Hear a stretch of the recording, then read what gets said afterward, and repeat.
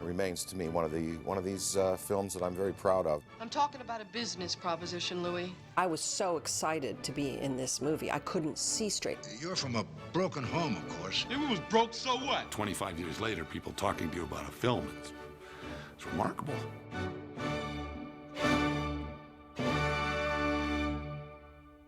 Jeff Katzenberg sent me the script. It was called Black and White, and it had been developed, I think, for Richard Pryor and Gene Wilder. I used to play tennis with these two doctor brothers, and they fought, bitterly about everything, about points, about the tennis clothes they wore, and they were both quite wealthy men.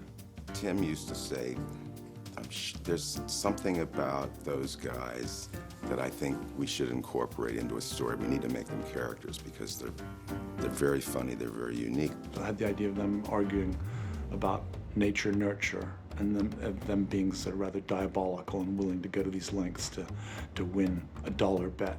What they're gonna do is somehow they're gonna make this bet, and there's a black guy and a white guy, and they change their lives. They make the bet and they change places with them. But he said, I don't know what kind of work they do. I don't think they should be doctors, and I don't know the sort of details of it. And I've been reading this book about the commodities market. Well, this is it, the last bastion of pure capitalism left on Earth. We've never seen a movie about that's kind of set in that world. After that, then we kind of sat down and started to work out the story. It was clearly The Prince and the Pauper, Mark Twain. Are we talking about a wager, Randolph? Richard Pryor was the only black bankable actor in America. You think your father like me? I think Daddy's gonna get a big kick out of you. So a movie about a black guy and a white guy, the studios were very, what if we can't get Richard Pryor, then it's over. There's a new sheriff in town. 48 Hours had just previewed, and Jeff Katzenberg said to me, what do you think of Eddie Murphy? And I went, who? And I met with Eddie. I talked to Walter Hill, the director of 48 Hours, and Walter said he's completely raw, but a great talent. Eddie Murphy was involved because he had just done 48 Hours for Paramount. There was just nobody else that could have played that part as well as he did. 'Cause I'm a karate man, all right? Karate man bruised on the inside. And Billy Ray Valentine is fairly close to the real Eddie Murphy at that time. It wasn't a stretch, and he was just full of life and funny. And some of the funniest things in the movies are just kind of improv stuff we did. I'm Randolph Duke. How you doing, Randy? What's happening? My younger brother, Mortimer. Hey, Monte, what is it? Billy Ray Valentine, Capricorn. To have a star like Eddie, it just it made people very, very excited, and I was thrilled to be able to work with someone who I admired, and I knew that this was going to be the beginning of a great, long, and prosperous career. Boy, are you two going to be sorry. Do you know who I am? Yeah. Winthrop Lewis III. The studio, truthfully, was not too keen on my cast. Dan Aykroyd had made a film called Dr. Detroit. John Belushi had died. Danny's single starring role, Dr. Detroit, tanked, and so the conventional wisdom was that he was over. I had to point out to everybody that Dan Aykroyd was a great actor and a great mind, and he's not over. Oh, yes, I'm sure a lot of people went belly up on that one. Well, pretty well got him right away. I was born in Ottawa, Canada, and there was a guy next to us on our row house. He worked for the Department of External Affairs, and he sort of has that very correct kind of thing. It was an exaggerated version of Lewis, really. So I sort of took that and brought it down to that New England thing you see so much, and that Wall Street WASP, a Connecticut thing that you get in New York, George Plimpton kind of thing.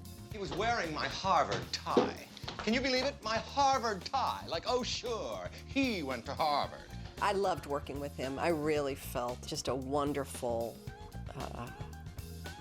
it shows in the movie. We really liked each other. He had the courage to play Winthrop as an asshole. I mean, what I like about his performance is he's an asshole at the beginning. He's the same asshole at the end. The difference is his because of his experiences, his perceptions, but he's the same guy. I mean, he hasn't, you know, he's still got that stick up his ass, you know. You're a prostitute. The only criticism I would have of Trading Places' screenplay, but then again, pretend it's the 30s, you know, is the character of Ophelia is a complete fantasy. You know, this hooker with a heart of gold who looks like Jamie Lee Curtis and takes you in. I mean, this is men writing a script. I've saved 42 grand and it's in T-bills earning interest. I figure I got 3 more years on my back. I'll have enough to retire on. Rather than the hooker with a heart of gold, you see, since it was the 80s and it was that sort of era of greed, and we wanted a hooker with the mind of a financial investor. We thought that that would be a really interesting new way to try to deal with that. And so I needed someone who could bring that off. And I thought Jamie was unconventional enough and sexy enough and funny enough, she's smart and funny, that she could make it work. The studio was not happy with me. There would be no way in the world I would have gotten this part. Not any chance in hell that I would have gotten this part. Because she was a scream queen. It was only because John Landis went, I know this girl's funny and I really think she'll be great. And it's all him. 100% John Landis. I help you get yourself back on your feet and you pay me, in cash, 5 figures. She brought the compassion, her heart of gold, her acting ability, her beauty in skin and in visage. The fact that she, you know, happens to have one of the greatest racks ever seen in Hollywood history, I guess complements all of that, and just is kind of a bonus feature for it all. But there was so much more substance to the character than that. But having that, you know, beautiful display to back up all her other assets and gifts just, I think, contributed to a perfectly, might I say, well-rounded performance. By the way, food and rent are not the only things around here that cost money. You sleep on the couch. Well, you know, obviously, there was this whole element of me being a little unclothed a couple moments, which was a first for me and was very nerve-wracking.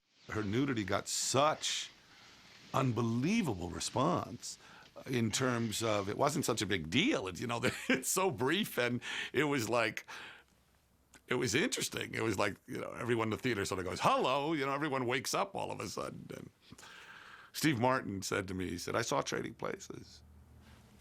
And I'm like, yeah? He said, I was like this. Jamie Lee Curtis, who knew?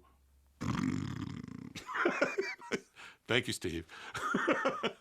I suppose you think Winthorpe, say if he were to lose his job, would resort to holding up people on the streets? No, I don't think just losing his job would be enough for Winthorpe. I think we'd have to heap a little more misfortune on those narrow shoulders.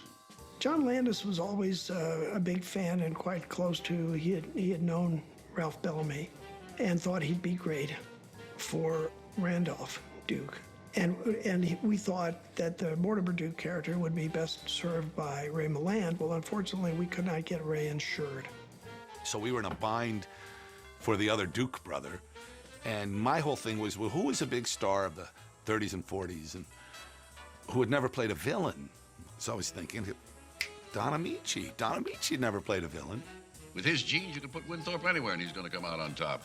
Breeding, Randolph, same as in racehorses. It's in the blood. We discussed the part. He had one issue, which is there's a scene toward the end when the Duke brothers, the Ralph Bellamy character, has a heart attack, falls to the floor, and Alfred Drake says, the head of the exchange says, your brother, and he says, fuck him, you know. And Don said, I don't think I could say that, the F word. I just don't think I could do that. I said, well, Mr. Ameche, it's vital, and you have to say it, or I can't hire you. He said, do you really think it's important? I said, yeah, and it's the character saying it, not Don Ameche. And we thought about it, and he finally said, okay. We founded this exchange. It's ours. It belongs to us. Oh, my God. Mortimer, your brother's not well. We better call an ambulance. Fuck him. And then months later, when we actually shot the scene in the World Trade Center, the Commodities Exchange, he asked the AD to get everyone's attention. There were like 300 extras, and he just announced, I have to say a profanity, and I would like everyone's cooperation, so I only have to do this once. And so then from then on, I mean, really from then on, every take I would say, don't fuck this up, Ameche. And I could always get him to laugh. Don't fuck this up, Ameche. Turn those machines back on! Turn those machines back on!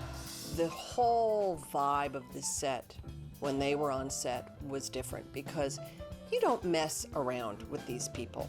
These people are serious about their work. They're incredibly good at it. And of course, they were thrilled to be in a kind of wild comedy that they got to be these outrageous characters. But boy, watching John Landis be around those men, because John loves movies and loves the history of movies and knew every movie these guys had made. Jamie's quite right. I adored them. I wanted to just talk about, and then what did Cary Grant say, you know? What was it like on The Wolfman? I mean, these guys had just such extraordinary careers, and I was enamored of them probably, but I had no problem telling them that sucked, you know? And a very good night to you, sir. What a scumbag. Denholm Elliott, when I cast Denholm, they were like, you know, he's not funny, why not Benny Hill? Denholm Elliott, who played Coleman the butler, is a wonderful, wonderful British actor with that very dry, sarcastic, you know, sense of humor. No dessert, sir. You have it. Thank you, sir. Denholm Elliott, a great English actor with that tradition of the British theater and British film. Having him there and having his presence there gave me something to step up to be able to share those scenes with him. In charge of security is Mr. Clarence Beeks, head of Lyndhurst Security. Clarence Beeks! Clarence Beeks' character, it was a really wonderful villainous role. I'll rip out your eyes and piss on your brain. Clarence Beeks, the bad guy. Someone had the idea of let's hire G. Gordon Liddy. The character is really based on G. Gordon Liddy, who orchestrated the Watergate burglary. Went to jail, but never ratted anybody out. We ended up with Paul Gleason. Paul was absolutely fantastic. Bunch of fucking weirdos. We're gonna take a little walk. And don't try anything funny or the whore loses a kidney. Let's go. There are moments I like very much. I mean, just silly stuff. I like silly. You know, like when they exchanged the briefcase on the train.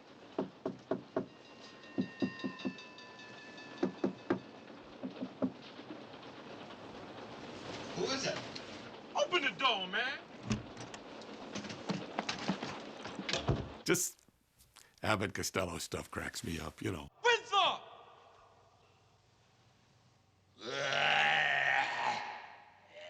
How delightful, though, to be able to play a drunk Santa. That was fairly simple. I just went with you got a beard, you got salmon, put them both together. It came fairly easily because I've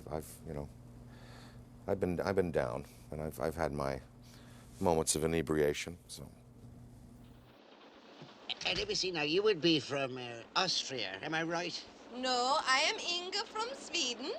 The part was written that she was a German girl, and I don't do accents particularly well. And I just remember saying, "Hey, John, you know, what do you want me to do here?" He goes, "What do you do?" I was like, "Well, what do you mean?" Well, like, "What accent do you do?" I was like, "Well, French? No, that's not going to work."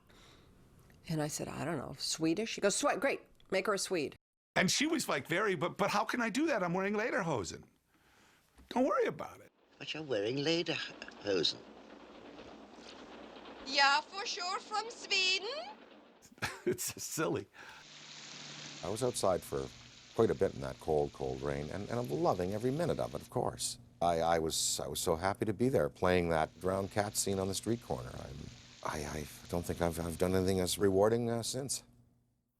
My all-time favorite thing in the whole movie is when Eddie's sitting at the bar and the guy comes up and goes, "Hey, you the that motherfucker I was gonna call." And Eddie looks at him and goes, "Motherfucker? Moi?"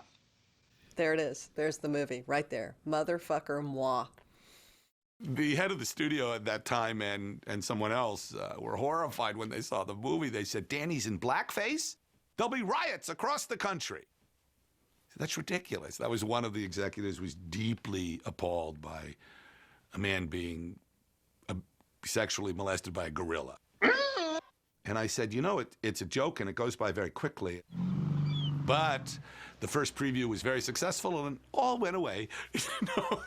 And everyone was a genius. So the soundness of the movie itself, how it came across to the audience, and its pacing and the way it was cut and its quality just began to sell itself, and the word of mouth spread that this was something that was not to be missed. So we all got on for the ride on that one. It was the biggest thing that ever happened to me. I was very much kind of this green person, just absorbing the whole experience. That was a good experience. That was a fun movie to make. You want some beef jerky? Oh, please. It's got a lot of heart. It's very, very funny. It's got a wonderful message that's beautifully sugar-coated by the terrific script. You know, it's just everything works in that movie. The score, you know, everything. It was like a dream come true. It was a dream come true for me. And it remains that in my mind. $1. Thank you, Louis. It's one of those rare Hollywood vehicles that have everybody behind the film. Everybody who worked on the movie kind of knew they were working on something special. From the extras to our traders on the floor to all of our crew, everyone was at the peak of their game. Looking good, Billy Ray!